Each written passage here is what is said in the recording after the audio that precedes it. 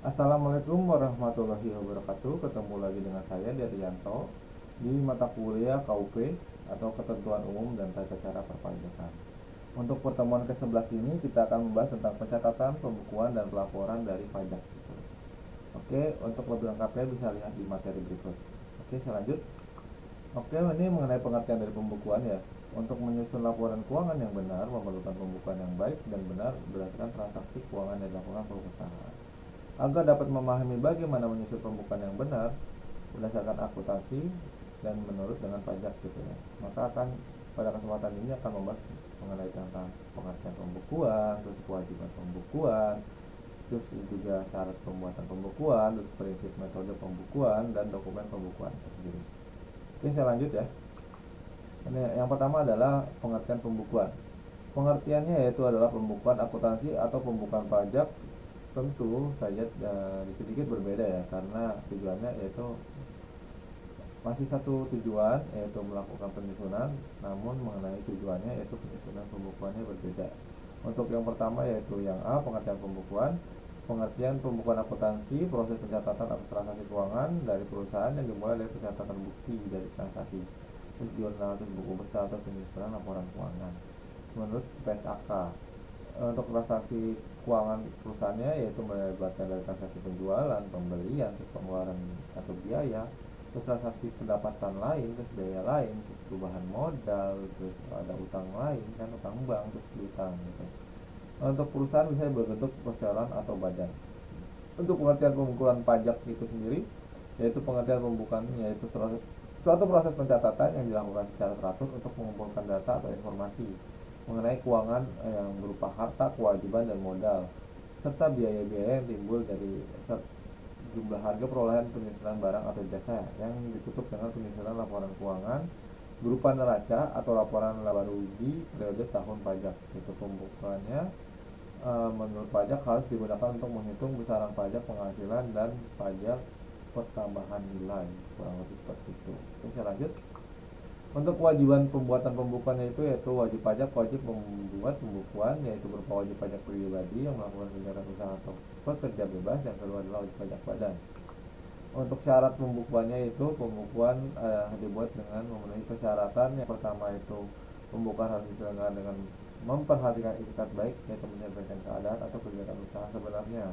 Yang kedua adalah pembukuan sekurang-kurangnya terdiri atas catatan mengenai harta, kewajiban modal, penghasilan dan biaya, serta penjualan dan pembelian sehingga dapat dihitung besaran pajak yang terutang. Itu selanjutnya adalah pembukuan dari 1 tahun harus diselenggarakan secara kronologis atau berdasarkan fakta di lapangan. Yang keempat yang harus selanjutnya ya, pembukuan harus dibuat berdasarkan 1 tahun pajak, yaitu 1 tahun dari kalender masa pajak gitu ya, yaitu dari 1 Januari sampai 31 Desember. Terus selanjutnya yaitu pembukaan hasil diselenggarakan di Indonesia dengan menggunakan huruf Latin, angka Arab, terus satuan huruf mata uang rupiah dan susunan bahasa Indonesia gitu ya.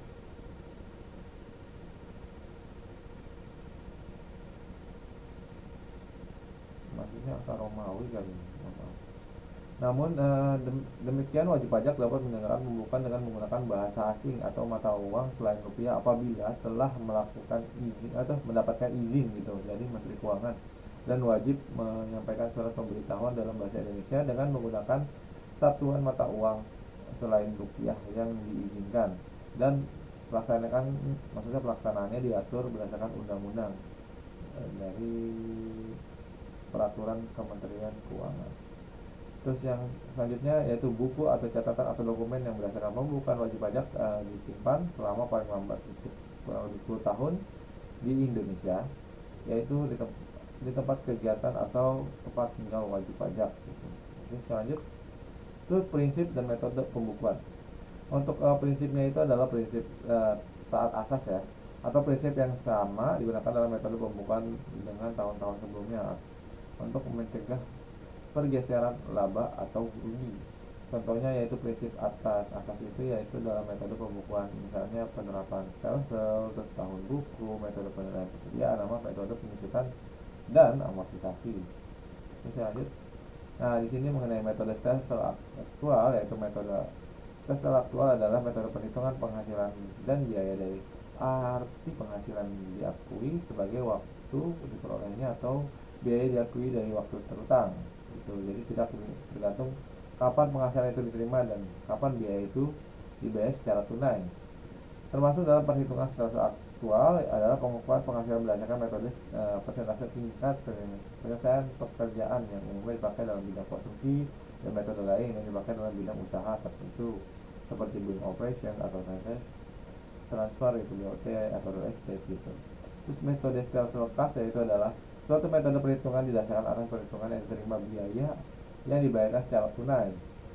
Menurut metode Stelselkas kas, perhitungan baru dianggap sebagai penghasilan apabila benar-benar telah diterima secara tunai dalam suatu periode tertentu, serta biaya baru dianggap sebagai biaya apabila benar-benar telah dibayarkan secara tunai dalam suatu periode tertentu. Metode Stelselkas kas biasanya digunakan oleh perusahaan kecil atau pribadi atau perusahaan jasa, misalnya transportasi, hiburan, restoran, yang tengah waktunya atau penyelenggaraan biasanya penerimaan pembayaran tidak berlangsung lama.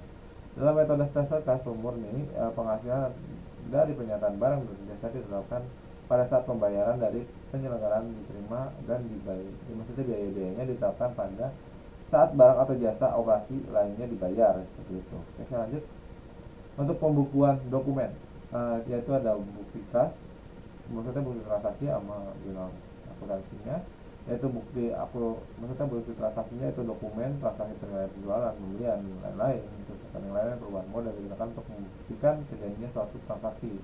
Terus jurnal akuntansinya yaitu jurnal pencatatan keuangan perusahaan berdasarkan bukti transaksi yang ada dan dicatat, maksudnya dicatat secara kronologis gitu. Datanya yaitu dalam jurnal akuntansi meliputi jenis transaksi, jumlah transaksi, dan tanggal terjadinya transaksi seperti itu. Oke, saya lanjut. Terus buku besar, yaitu buku utama yang berisi pencatatan mengenai transaksi-transaksi, bukti transaksi, yang dikelompokkan berdasarkan akun-akun dari laporan keuangan. Untuk laporan keuangan yaitu laporan menjadikan informasi tentang kegiatan suatu periode akuntansi dari Januari sampai dengan Desember, yaitu melaporkan kegiatan laba rugi, neraca, arus kas, perubahan modal. Terus ada juga penyampaian perpajakan dari laporan keuangannya dibuatkan lampiran SPT tahunan, yaitu di penghasilannya maksudnya di laporan laba rugi atau neraca. Oke, saya lanjut. Untuk maksudnya pengertian penelitian pajak ya. Untuk setiap dokumen yang diserahkan wajib pajak atau kantor pajak melakukan penelitian untuk mengetahui kelengkapan kebenaran dokumennya. Terus di sini akan menjelaskan pengertian penelitian itu jadi penelitian secara penelitian itu. Kita lanjut. Untuk pengertian penelitian adalah serangkaian kegiatan dilakukan oleh kantor pajak, yaitu menilai kelengkapan surat pemberitahuan, lampirannya, terus menilai apakah permohonan wajib pajak telah memenuhi persyaratan formal dan material sehingga permohonan dapat dikabulkan. Oke, saya lanjut. Terus jenis penelitiannya yaitu penelitian formal sama material, yaitu penelitian formalnya itu meneliti tentang dilakukannya kebenaran formal dari dokumen yang diselidiki. Contohnya bisa dilihat ya, atau bisa baca langsung. Di sini kayak formal SPT tahunan atau badan berdasarkan kelengkapan atau lampiran sebelumnya gitu lah. Terus ada tahunan sama juga. Itu pokoknya contohnya. Terus yang juga penelitian material yaitu penelitian dilakukan terhadap kebenaran material dari dokumen yang telah diteliti, maksudnya yang diteliti gitu. Contohnya materialitas dari SPT badan itu contohnya gitu kan. Terus ada laporan pendapatan, harga pokok pembelian biaya dan lain-lain gitu. Terus ada ya segala macam lah gitu. Oke, saya lanjut. Ini contoh penelitiannya. Penelitian dilakukan permohonan dari wajib pajak, ada permohonan NPWP, permohonan pengukuran TKP, pembukuan non efektif PH 25, terus pelaporan SPT tahunan badan. Untuk permohonan pendapatan NPWP, penelitian terhadap permohonan pendapatan NPWP dilakukan meliputi kebenaran formulir, kelengkapan persyaratan. Terus hasil penelitiannya pemberian NPWP, penolakan permohonan berdasarkan NPWP. Untuk permohonan PKP-nya, kebenaran formulirnya, terus kelengkapan persyaratan nama lokasi usaha wajib pajak. Terus hasilnya yaitu pemberitaan serta pengukuhan PKP atau penolakan permohonan pengukuhan. Terus pemindahan buku, ya misalnya permohonan pemindahan buku, penelitiannya itu kebenaran formulir, terus kelengkapan persyaratan permohonan pemindahan, terus kebenaran pembayaran pajak yang dimohonkan untuk dipindahkan. Hasilnya bisa keputusan menerima permohonan atau penolakan seperti itu. Oke, selanjut. Ini permohonan non efektif ya. Di sini ada kebenaran formulir sama, terus ada kelengkapan persyaratan non efektif, terus kebenaran status wajib pajak, terus hasil penelitiannya di sini keputusan diterima permohonan non efektif atau penolakan permohonan non efektif. Terus PPh pasal 25, terus kebenaran perhitungan, kebenaran bukti pembayaran, hasilnya itu kewajiban pembayaran PPh pasal 25 atau kewajiban pembayaran pasal 5 dihitung dengan benar sehingga penerbitannya permintaan diklarifikasi secara benar atas wajib pajak itu datanya. Nah, untuk pelaporan SPT tahunan PPh badan ya maksudnya. Penelitian terhadap pelaporan SPT PPh badan yang dilakukan meliputi kebenaran dari koreksi fiskal, terus kebenaran dari perhitungan pajak perhitungan terutang, terus mana kebenaran pembayaran pajak penghasilan. Hasil penelitiannya itu pelaporan SPT tahunan dari PPh badan. Terus yang selanjutnya adalah kewajiban pelaporan SPT PPh badan buat diperhitungkan. Jadi ada dua tuh kemungkinan hasilnya. Oke, lanjut. Oke, terima kasih. Sekian pertemuan hari ini. Mungkin jika ada kesalahan kata atau perbuatan dari ucapan saya mengenai materi ini, tolong dimaafkan. Wabillahi taufiq wal hidayah. Wassalamualaikum warahmatullahi wabarakatuh.